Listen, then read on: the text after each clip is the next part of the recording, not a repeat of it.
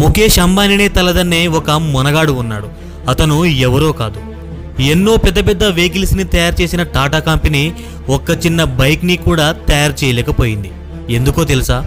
ఎన్ని లక్షల కోట్లు సంపాదించిన రతన్ టాటా గారి పేరు ధనవంతుల లిస్టులో ఒక్కసారి కూడా లిఖించబడలేదు. ఎందుకో తెలుసా? ప్రస్తుతం ముఖేష్ అంబానీ సంపద విలువ దాదాపుగా తనను అవమానించిన ఫోర్డ్ కంపెనీని రతన్ టాటా గారు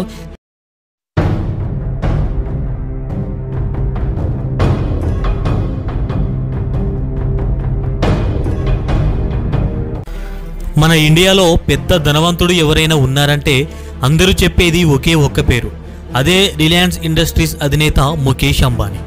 ప్రస్తుతం ముఖేష్ అంబానీ సంపద విలువ $121 బిలియన్, అంటే మన భారత కరెన్సీలో 10 లక్షల కోట్లకు పైనే ఉంటుంది. ప్రపంచంలో అత్యంత ధనవంతుల లిస్టులో ఈయన 11వ స్థానంలో ఉన్నాడు. అయితే ఇలాంటి వ్యక్తి కాదు, ఈయన కన్నా గొప్ప వ్యక్తి. అటు సంపదలోనూ ఇటు మంచి మనసులోనూ ముఖేష్ అంబానీనే తలదన్నే ఒక గొప్ప వ్యక్తి ఉన్నాడు. అతను ఎవరో కాదు, టాటా గ్రూప్స్ అధినేత రతన్ టాటా గారు. ముఖేష్ అంబానీతో పోల్చితే ఏమాత్రం తగ్గని ఎన్నో బిజినెస్లు, లక్షల కోట్ల సంపద ఇవన్నీ ఉన్నా కూడా రతన్ టాటా గారు ఇప్పటి వరకు ఎప్పుడు కూడా ధనవంతుల లిస్టులో తన పేరు లిఖించబడలేదు. ఎందుకు? ఇన్ని లక్షల కోట్ల సంపాదన ఏమైపోయింది? ఎందుకని ధనవంతుల లిస్టులో రతన్ టాటా గారి పేరు ఉండదు? ఇటు ముఖేష్ అంబానీకి అటు రతన్ టాటా గారి మధ్య ఉన్న డిఫరెన్స్ ఏంటి? వీటన్నింటి గురించి ఈ వీడియోలో డీటెయిల్గా తెలుసుకుందాం. Let's begin the show.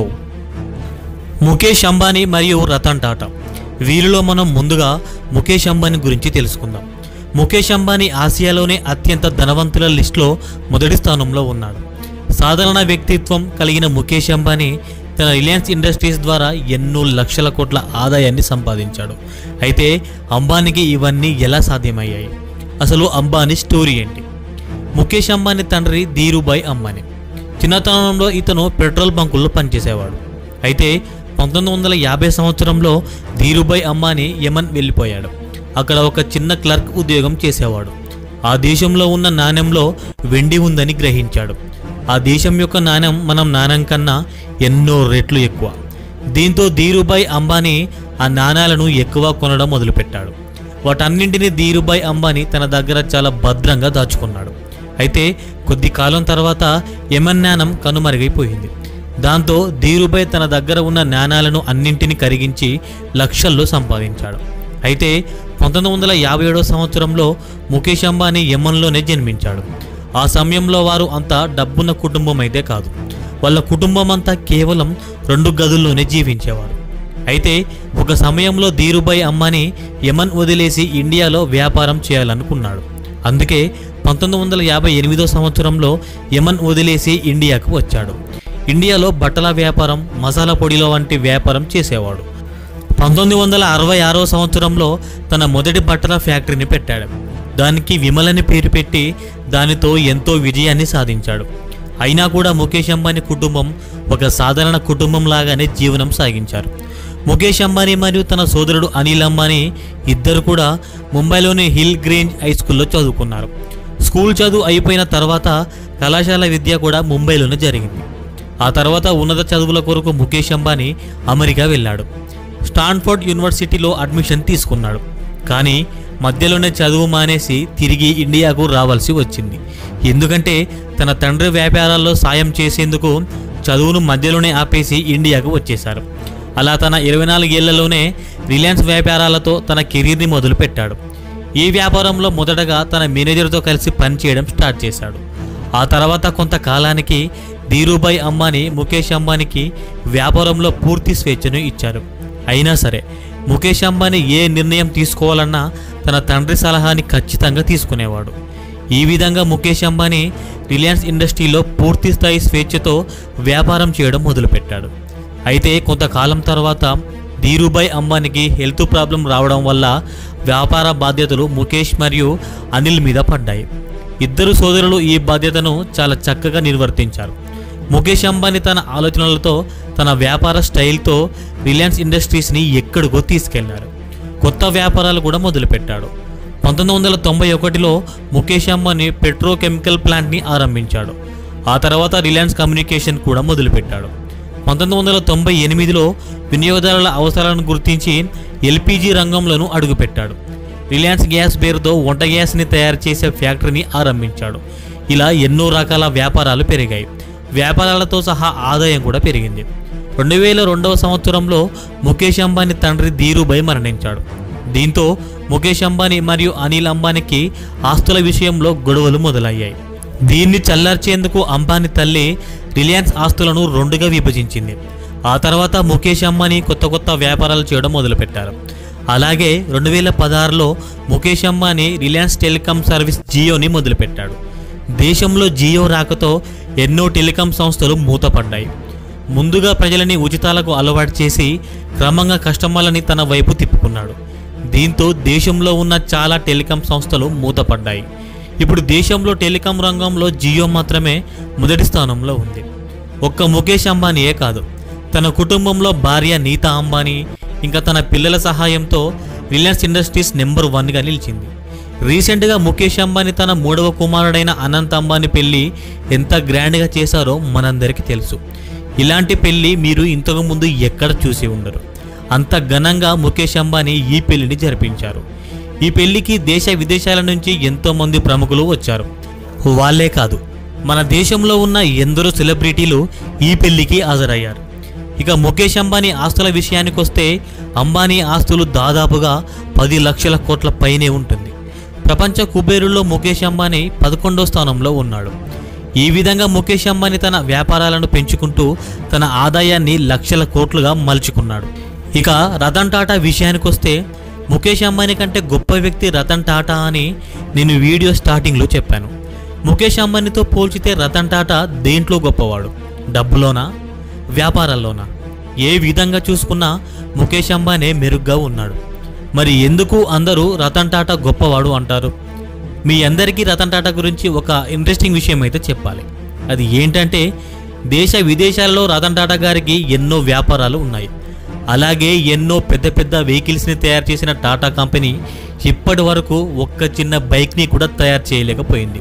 ఎందుకో తెలుసా? అలాగే రతన్ టాటా గారు 4 సార్లు పెళ్లి చేసుకోవాలనుకున్నారు, కానీ ఇప్పటి వరకు పెళ్లి చేసుకోలేదు. ఎందుకో తెలుసా?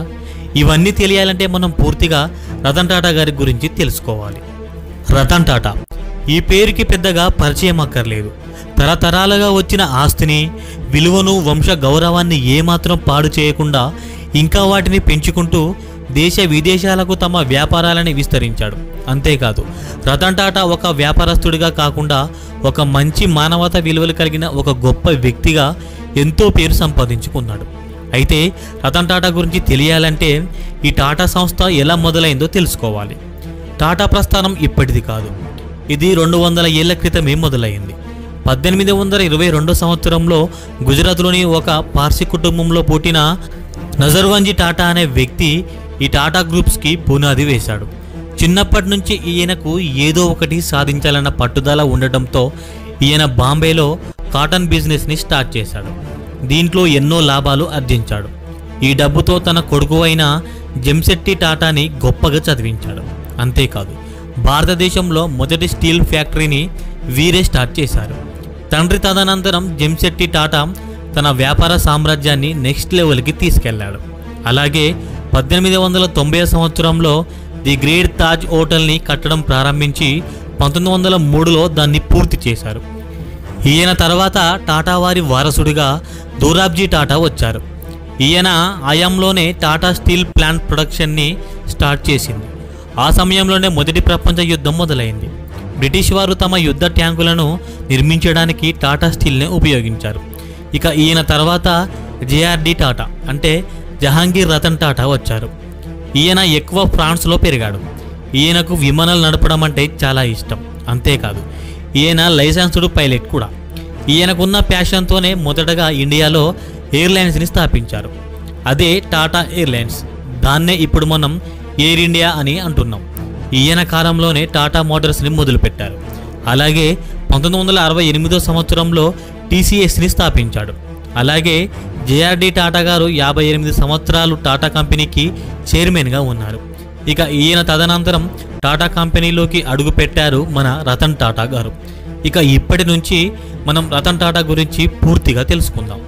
రతన్ టాటా. వీరి పూర్తి పేరు రతన్ నావెల్ టాటా.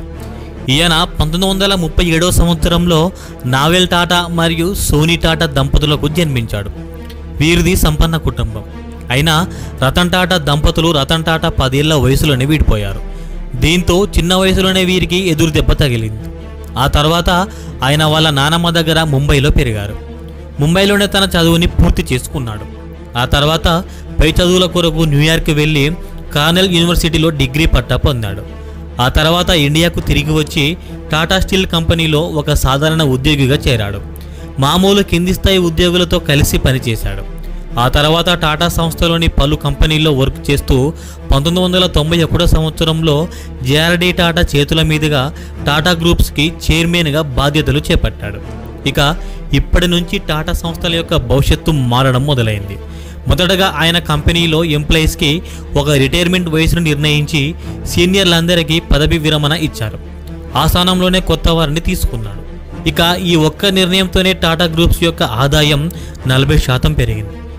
రతన్ టాటా గారు ఒకవైపు కంపెనీ ఆదాయాన్ని పెంచుతూ ఇతర కంపెనీలను కొనుగోలు చేసి తన కంపెనీలో విలీనం చేస్తూ వెళ్ళారు. ఇదే విషయంలో ఒక ఇంట్రెస్టింగ్ విషయం అయితే ఉంది. టాటా గ్రూప్స్ మొట్టమొదటిసారిగా 1998వ సంవత్సరంలో కార్ల తయారీ రంగంలో అడుగుపెట్టింది. మొట్టమొదటిగా టాటా గ్రూప్స్ టాటా ఇండికా అనే కార్ని తయారు చేసింది. అయితే అప్పుడు ఈ కారు గురించి నెగిటివ్గా రివ్యూ రావడం వల్ల ఈ కార్ల అమ్మకాలు భారీగా పడిపోయాయి. దీంతో కంపెనీ చాలా నష్టాల్లోకి వెళ్ళిపోయింది. ఇక చేసేది లేక అమెరికాకు చెందిన ఫోర్డ్ కంపెనీకి తన టాటా మోటార్స్ని అమ్మడానికి డీల్ మాట్లాడడానికి రతన్ టాటా గారు అమెరికా వెళ్ళారు. కానీ ఆ డీల్ సమయంలో ఫోర్డ్ మోటార్స్ యాజమాన్యం రతన్ టాటాని చిన్న చూపు చూస్తూ ప్యాసింజర్ కార్లు తయారు చేయడం తెలియనప్పుడు ఈ ఫీల్డ్లోకి ఎందుకు వచ్చారు అని రతన్ టాటాని అవమానించింది. దీంతో ఆ మాటలు విన్న రతన్ టాటా గారు డీల్ మాట్లాడకుండానే ఇండియాకి తిరిగి వచ్చేశారు. పట్టుదలతో తన ఇండికా కార్లలోనే మార్పులు చేసి ఇండియాలో మళ్ళీ రిలీజ్ చేశారు. దీంతో ఈసారి ప్రజలకు ఈ కార్లు బాగా నచ్చాయి. ఇండియాలో ఎటు చూసినా టాటా కార్లు మాత్రమే కనబడుతున్నాయి. ఇక తనకు అవమానం జరిగిన సరిగ్గా 9 సంవత్సరాల తర్వాత Ford company land rover, Jaguar వంటి కార్లను లాంచ్ చేసి నష్టాల బాట పట్టింది. ఈ విషయం తెలిసిన రతన్ టాటా గారు ఆ కార్ల బ్రాండ్లని నేను కొంటానని ఫోర్డ్ కంపెనీ వాళ్ళను ఇండియాకు రప్పించి డీల్ మాట్లాడుకున్నాడు. ఇలా తనను అవమానించిన వాళ్ళని తన దగ్గరికి రప్పించుకొని తన కంపెనీని అమ్మేయాలనుకున్న ఫోర్డ్ కంపెనీనే మన రతన్ టాటా గారు కొని వాళ్లకు ఇండియా పౌరుషం ఏంటో చూపించారు. అలాగే రతన్ టాటా గారు ఇండియాలోనే మధ్యతరగతి వాళ్లకు అండగా ఉండడానికి నానో కార్స్ని తయారు చేశాడు. అయితే ఎన్నో పెద్ద పెద్ద వెహికల్స్ని తయారు చేసిన టాటా కంపెనీ ఇప్పటి వరకు బైక్స్ని ఎందుకు తయారు చేయలేదో తెలుసా? ఒకరోజు రతన్ టాటా తన కారులో వెళుతుండగా అదే రోడ్డు పైన అవతలి సైడు బైక్ పైన 3 కుటుంబ సభ్యులు ప్రయాణిస్తున్నారు. అదే సమయంలో ఆ బైక్కి ఒక యాక్సిడెంట్ అయింది. వారు చాలా గాయపడ్డారు. అది చూసిన రతన్ టాటా అప్పటి నుంచి నిర్ణయించుకున్నాడు ప్రజలకు సేఫ్టీగా లేని బైక్ని తయారు చేయకూడదని. అంతేకాదు రతన్ టాటా 4 సార్లు పెళ్లి చేసుకోవాలనుకున్నాడు. కానీ చేసుకోవాలనుకున్న ప్రతిసారి ఏదో ఒక ఆటంకంతో ఆ పెళ్లి జరిగేది కాదు. అమెరికాలో టాటా ఒక అమ్మాయిని ప్రేమించాడు. కానీ ఆ ప్రేమను ఇండో చైనీస్ యుద్ధం వల్ల వదులుకోవాల్సి వచ్చింది. ఇలా 4 సార్లు ఏదో ఒక ఆటంకం జరిగింది. ఆ తర్వాత రతన్ టాటా పూర్తిగా పెళ్లిని మర్చిపోయి అమెరికాలో సెటిల్ అయినట్టు తెలిపాడు. ఇంకా రతన్ టాటా గారు భారతదేశంలో ఎన్నో వ్యాపారాలు స్థాపించాడు. మనం ఇంట్లో వాడుకునే సాల్ట్ నుంచి వేసుకునే బట్టల వరకు ప్రతిదీ టాటా కంపెనీ ప్రొడక్టే ఉంటాయి. ఇలా ఎన్నో వ్యాపారాలు, ఎన్నో లక్షల కోట్లు సంపాదించాడు రతన్ టాటా గారు. కానీ ఒక్కసారి కూడా అత్యంత ధనికుల లిస్టులో రతన్ టాటా గారి పేరు ఉండదు. ఎందుకంటే అతను సంపాదించే ఆదాయంలో 40% విరాళాల రూపంలోనే వెళుతుంది. ఎన్నో సేవా కార్యక్రమాలు, మరెన్నో మంచి పనులు చేసి రతన్ టాటా గారు సామాన్య ప్రజలకు కూడా అందుబాటులోనే ఉండేవాడు. అందుకే భారత ప్రభుత్వం రతన్ టాటా గారిని పద్మశ్రీ మరియు పద్మ విభూషణ్తో సత్కరించింది. అందుకే భారత ప్రజలకు రతన్ టాటా గారంటే ఎంతో గౌరవం, మరెంతో ప్రేమను చూపిస్తారు.